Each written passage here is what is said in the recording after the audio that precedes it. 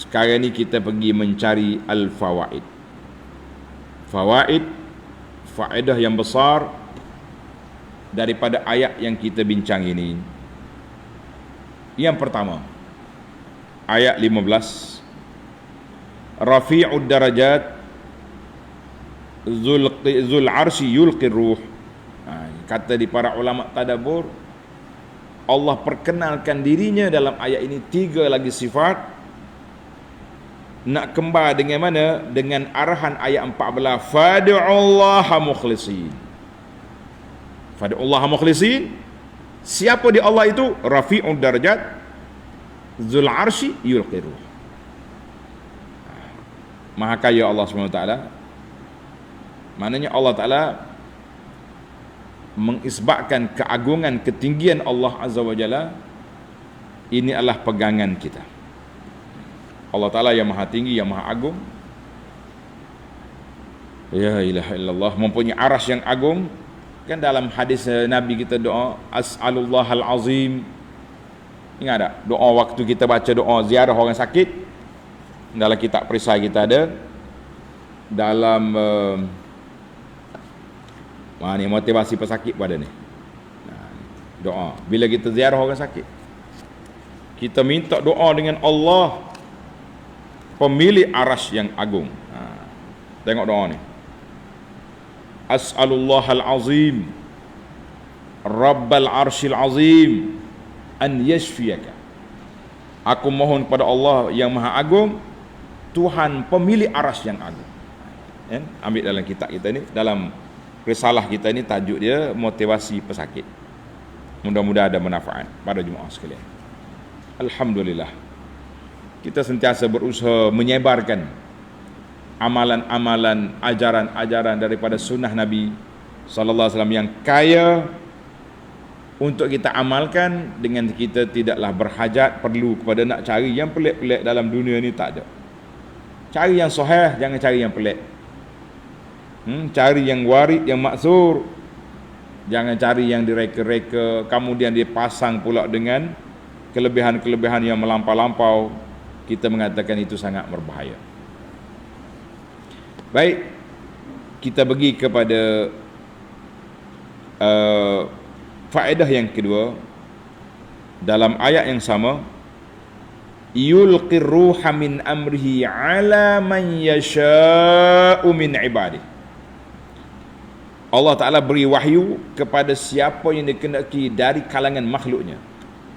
Maka di sini kata di ulama tadabbur, yushiru ila anna nubuwata ghairu muktasabah. Ayat ini mengatakan bahawa jawatan Nabi bukan usaha. Kena masuk mengaji sekolah, masuk universiti, masuk. Lama-lama naik jadi Nabi. La. Allah Ta'ala pilih anak siapa yang dia nak ambil, orang kampung mana yang Tuhan nak, orang kaya ke miskin, itu dibawa pilihan Allah Azza wa Jalla. Karena itu Allah Ta'ala bawa di sini bi fi'lil ilqa yulqir ruh. Allah yang campak, Allah yang hantar malaikat untuk beri wahyu kepada mana-mana makhluk yang dipilihnya. Maknanya dengan arahan Allah Azza wa Jalla, yulqir ruha min amrihi ala man yasha'u min ibadihi. Dalam ayat suratul An'am, Allah sebut suratul An'am ayat 124, Allahu a'lamu haitsu yaj'alu risalatah. Allah tahu dia nak letak mana risalah, siapa dia nak lantik jadi rasul. Fahiya fadlun minallahi ta'ala ala man yasha'u min ibadihi. Ini adalah merupakan anugerah Allah kepada siapa yang dikehendaki dari kalangan hamba-hambanya. Alhamdulillah. Mari kita berpindah kepada faedah yang ketiga dalam ayat yang sama. Liyunzira yawmat talaq. Allah kata, tujuan aku hantar mari Rasul, kerja dia, jawatan dia, tugasan dia memberi amaran pada manusia dengan hari yang kita akan jumpa kepada Allah. Apa dia kata ulama tadabbur, kata at-tahzir min khizyi yaumil qiyamah. Ayat ini memberi amaran jangan jadi hina pada hari kiamat, kerana hari itu hari kita akan bertemu. Segala perkara yang kita buat atas dunia ini zahir terserlah. Allahu Akbar. Ini yang kita takut, tuan-tuan dan puan-puan. Nak buat apa mikir. Kalau aku tayang depan Allah Ta'ala esok, malu ke tak malu? Kalau rasa malu jangan buat. Kalau rasa tak malu, buat. Iza lam tastahi fasna' ma syi'. Rasa tak malu, buat. Mala syakka anal uqubah. Dosa-dosa kita ni kalau orang tak tahu, lain sikit. Tapi bila orang tahu, malu. Kerana itu dalam Islam dia panggil undang-undang ta'zir. Ta'zir ni makna memalukan orang. Kalau orang ni kena, kita ambil buka muka dia, coreng muka dia, bawa letak atas dongki ke atas apa, arak dia di tengah bandar. Lalu, dia ni lah pencuri. Orang tengok, patut. Tak payah pukul. Cukup dengan tu pun sudah jatuh dia punya credibility, jatuh marwah yang memalukan dia. Allahu Akbar. Jangan main-main. Kan? Maka pendedahan itu yang cukup berat. Yaumat talaqi. Dalam ayat ini juga ulama kata isbatul hikmah lillahi ta'ala. Allah nak nyatakan semua yang Tuhan buat itu berhikmah, ataupun kita panggil berhemah. Sebab tu dia sebut dengan lam ta'lil liyunzira. Hijrah Rasul yang aku latih untuk memberi amaran dan peringatan. Yang keempat Allah Taala sebut kepada kita, limanil mulkul yaum lillahil wahidil qahhar.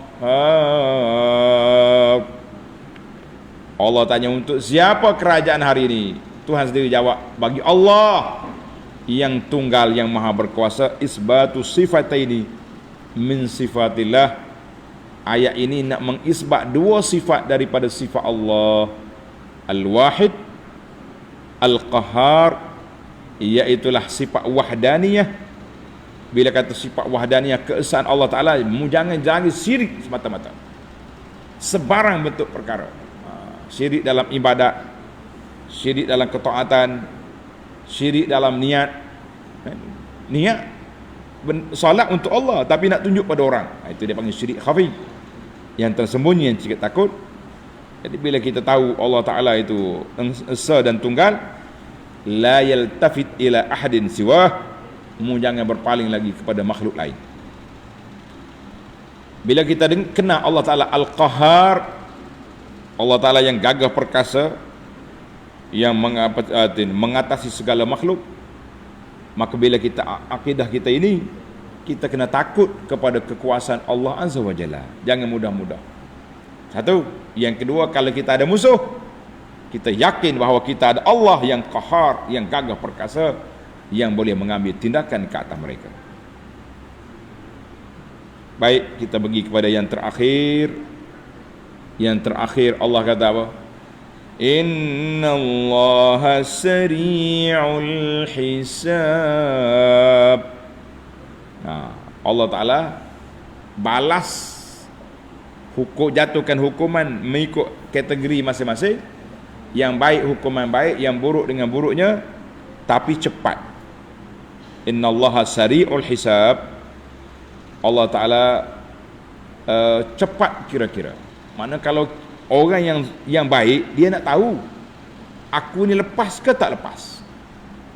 Orang yang buruk pula, jangan lama sangat mengharapkan. Kena-kenalah. Gitu keadaan. Maka di sini para ulama tadabbur dia kata apa? Fil ayati imaun. Dengar ni.